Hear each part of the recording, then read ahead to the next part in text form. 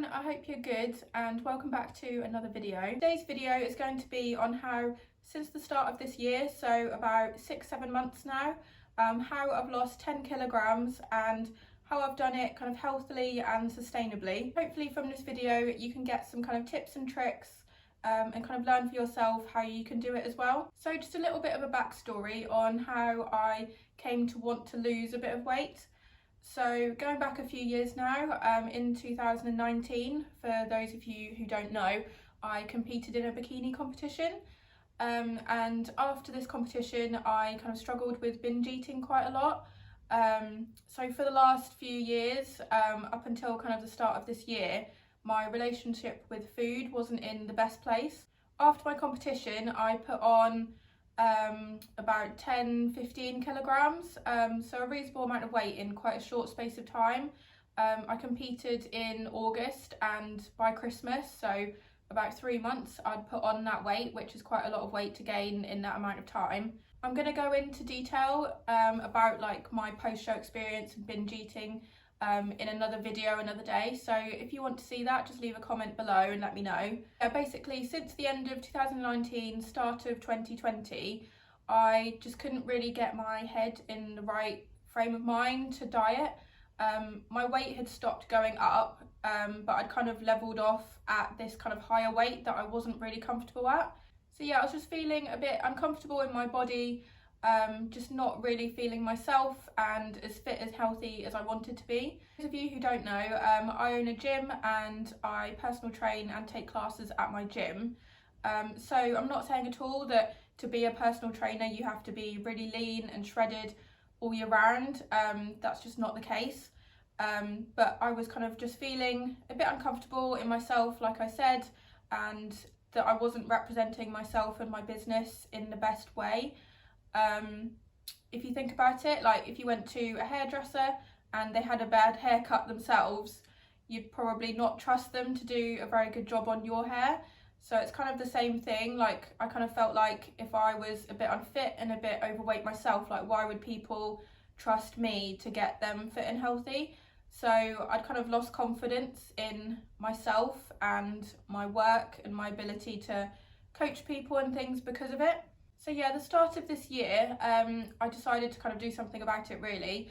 I thought, you know, I can't go on feeling like this. I didn't want to kind of carry on feeling like that forever, because it was really getting me down. So I think the biggest thing that helped me to get to where I am now is getting a coach, because prior to this, I was just trying to do it myself.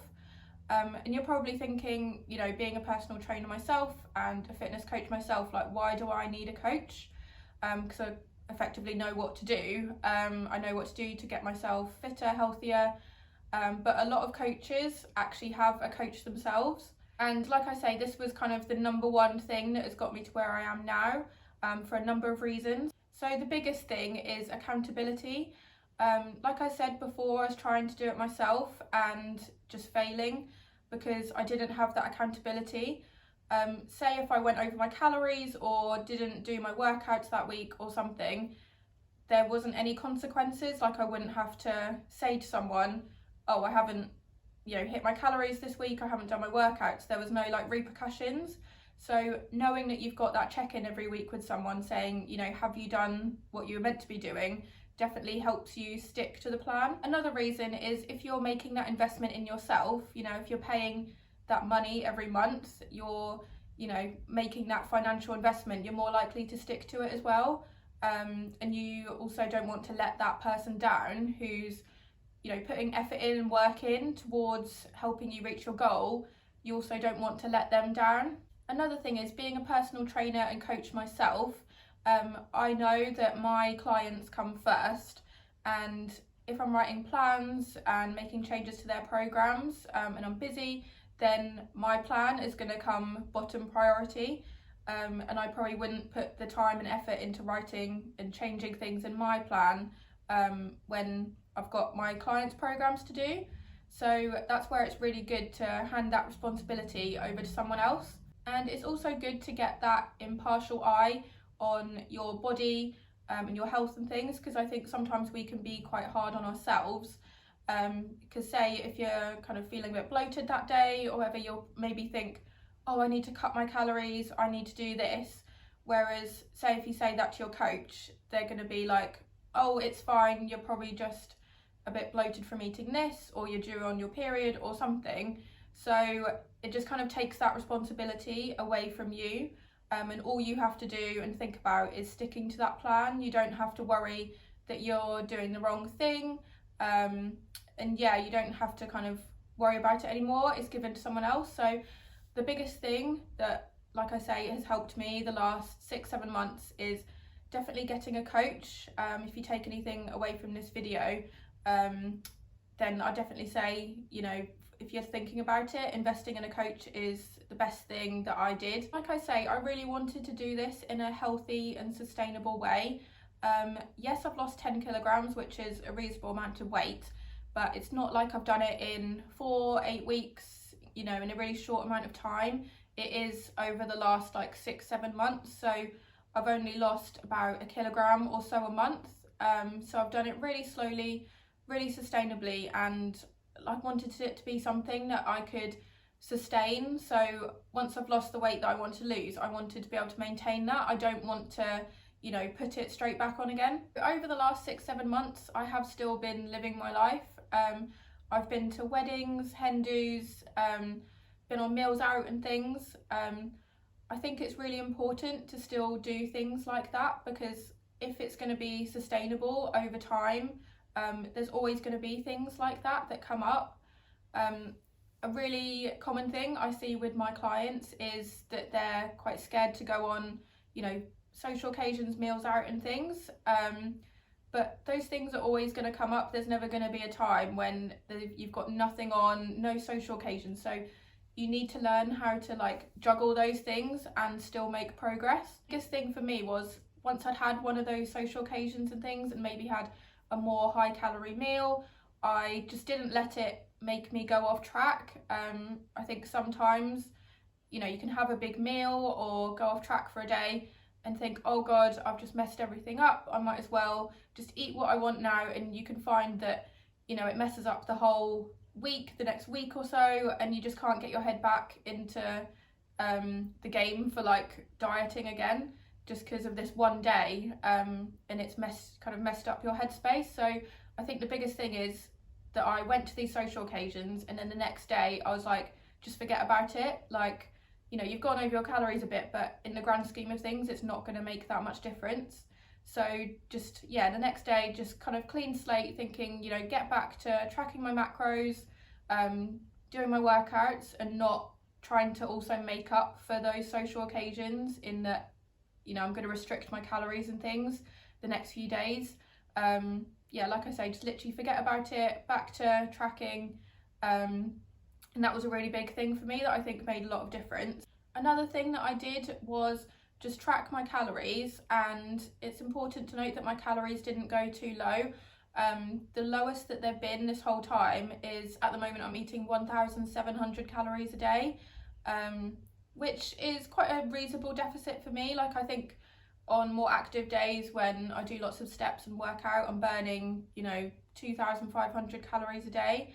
I think a lot of people think to diet or lose weight, they have to slash their calories down to like 1,200 calories a day, which, like I say, just isn't sustainable. You'll be starving, you know, you just won't be able to function properly, and you'll want to, you know, binge probably after a few days, a week, however long you go kind of carrying on like that, because your body will just be crying out for energy and the food that it needs. So yeah, my calories have been no lower than about 1,700. I've been eating a good amount of protein. That is a really big thing. If you're dieting and on lower calories, making sure you're getting a good amount of protein in, because that's going to fill you up. It's the most satiating macronutrient. So that's really going to fill you up, and also it's going to help sustain the muscle mass that you've got as well. So yeah, definitely make sure you're getting your protein in. I also definitely haven't cut out the foods that I love. I've just been eating in moderation. So I love the 80-20 rule, so 80% like good whole foods, like more nutrient dense foods, and then 20% more less nutrient dense foods, so as some would say like treats or like junk food. So I think it's definitely important to still incorporate, you know, the foods that you love eating. Otherwise, you know, you're going to go off track. If you say to yourself that you can't have something and you try and cut it out entirely, then you're just going to want it more, and probably end up, you know, raiding the cupboards and binging because, you know, you're just so aware that you can't have it and your body, you know, is crying out for these foods. So yeah, I've definitely still incorporated the foods I love. Like I eat chocolate every day. I have stuff like ice cream, just everything that I fancy really, just being mindful of the amount and just tracking it in my calories every day. Like I don't deny myself anything. Another good tip if you're looking to kind of lower your calories and be in a calorie deficit is volume eating. So foods that are going to fill you up.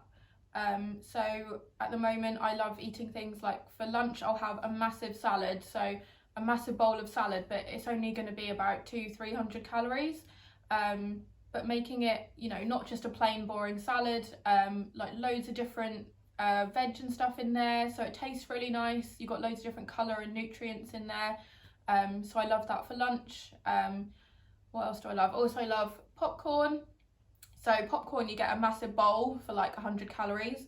So it's foods like this that, you know, aren't very many calories for the volume that you're getting. So it's going to fill your stomach up. It's going to take longer to eat. So that's definitely a good tip if you're dieting. Generally like higher fat foods, so like peanut butter, avocado, stuff like that, which, you know, they aren't bad at all. They're really good for you, those foods, and you do need some fat in your diet, but they're not going to fill you up. So it's just finding those foods that you love but also are going to keep you full for longer. In terms of exercise and training, I've been doing about 3 to 4 kind of weight training sessions a week. Obviously my coach has given me those and I follow those, so yeah, I don't have to think about my training, I just do what she set me. At the moment I'm doing 2 leg sessions, 1 full body session and 1 upper session. So that's what I've been doing in terms of weight training. I've also been doing more cardio. So in terms of cardio, because I teach spin classes at my gym, so I've been doing 3 30-minute spin classes a week, which I think has really helped to improve my fitness levels as well. I remember when I first started doing them in January, I'd get so sweaty and so out of breath doing them, but now I'm completely fine. Like I'll get to the end of the class and think, oh, I'm not even out of breath, I'm not even sweaty. So I think, yeah, adding in some cardio, not just to burn the calories, but also for, you know, fitness and stuff is great. I've also been doing boxing. That's like my new hobby, which I love. I started doing that at the end of last year, and I think it's really important to find a form of exercise that you enjoy. I'll be the first to admit that I hate cardio. Like if someone said to me that I have to go and run on the treadmill for half an hour, I just wouldn't do it. Like I hate doing that kind of cardio, I just find it really boring. But half an hour or an hour of boxing, I'm completely fine. Like I look forward to doing it. And it is really hard work. So yeah, definitely find a form of exercise you enjoy and you'll be much more likely to stick at it over a long period of time. So yeah, basically that is how I've lost 10 kilograms in the last 6-7 months. So I think if you're going to take anything away from this video, it will be just, if you're looking to lose weight, just do it healthily, sustainably over a longer period of time and see it as a lifestyle change, not just a crash diet. And also if you are looking to maybe lose a bit of weight, getting a coach and having someone to guide you and hold you accountable is definitely a good idea. It can seem like a big financial investment, especially at the moment when, you know, the cost of living is going up and things, but you have to think it's your health, and you know, your health is your main priority, or should be your main priority, and also your happiness. Like if it's gonna make you happier, you know, feeling more comfortable in your body, then it's definitely worth the investment. So hopefully you found this video helpful. Thank you for watching, and I'll see you in the next video.